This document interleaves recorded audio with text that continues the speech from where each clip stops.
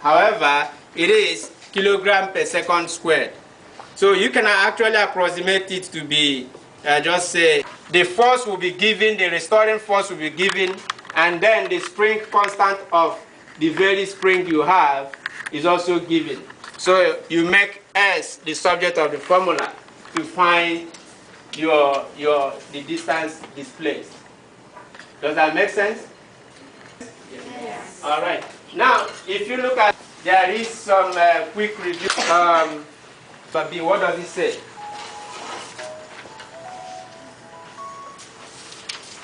Can somebody read it? B. Can you read it? Read number B. For a displacement of meters and a spring constant of 5 kg. Right. Can we quickly do that now? Let's do it. Let's go for it. In your find the restoring force.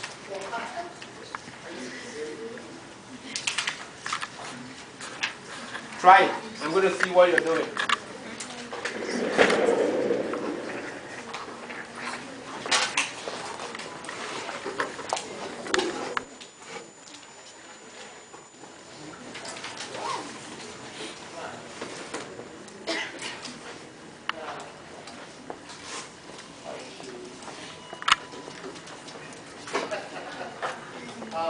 So first of all, what are you given? What do you have? You have two numbers, right? One of it is what? Yes, and the other one is what? So what formula are you going to use?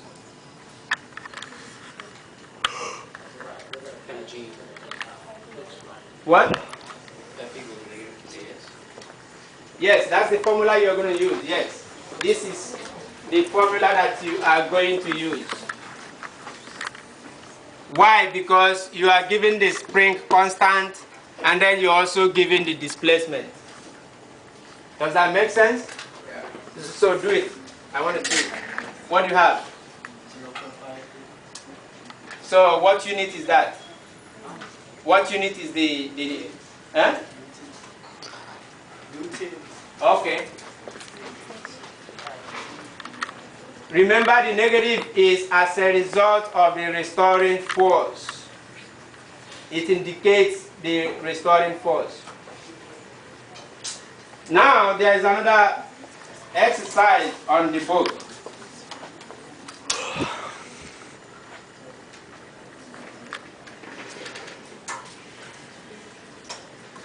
Okay, it's almost the same thing. It says, a load of 45 Newton attached to a spring that is hanging vertically stretches the spring 0.14 meter. What is the spring constant?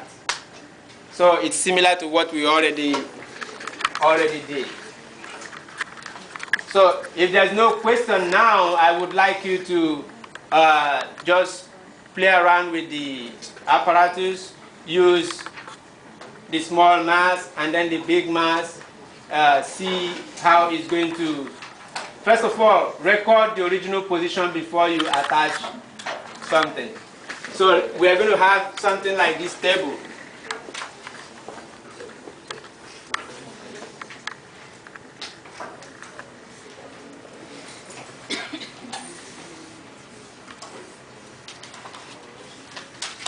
So this will be the first mass number 1. This will be mass number 2.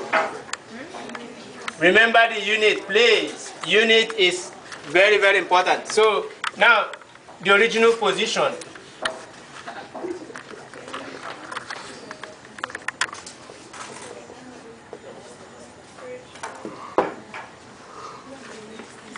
Of course, you just have one spring, so the original position is going to be one value, right?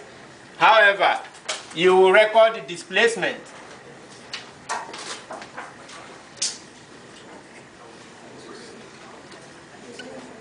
Displacement for, you have to record the mass of the smaller object and then the mass of the larger object. Okay? Then original position should be the same. then the displacement when the first one is attached, and the displacement when the second one is attached. Can you do that for me? Yeah. All right.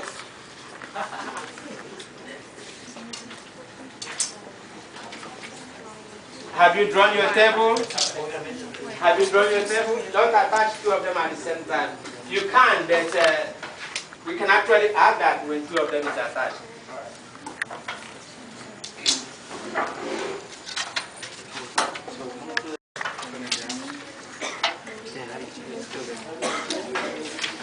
In that case, you have another.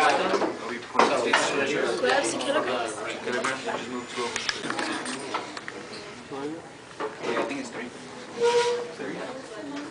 That's 0.2. So what's the first mass?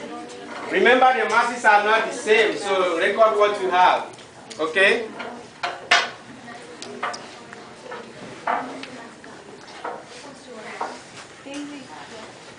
You divide by 1,000 to convert to kilograms. I give you another hint. What's the unit of the mass? Kilograms. Is it in kilogram or is it in gram? So if it's in gram, what do you do? Convert it. All right. And what do you do to convert? Divide by 1,000. Okay.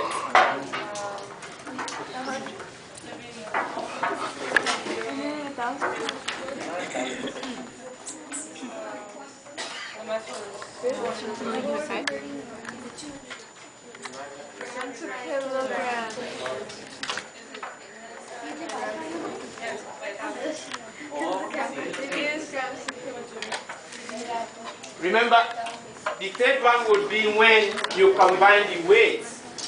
All right? Also, look at your meter rule. What unit is that? What unit in your meter rule? You have what? Millimeter and inches. So you want to use the millimeter, the mm. Why? Because you can easily convert it to meters. You can actually use the inches from 1 inch to 1 meter. All right? So whatever is more convenient for you. Wouldn't the displacement be like whatever we get minus the 15? Excellent. That's what the displacement is.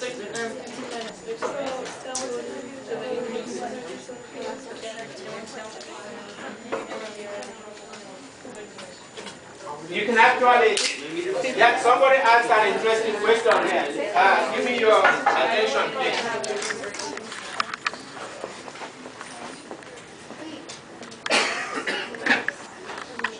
Somebody asked an interesting question. It says the displacement. So if you have the original position, you can have this as your new position.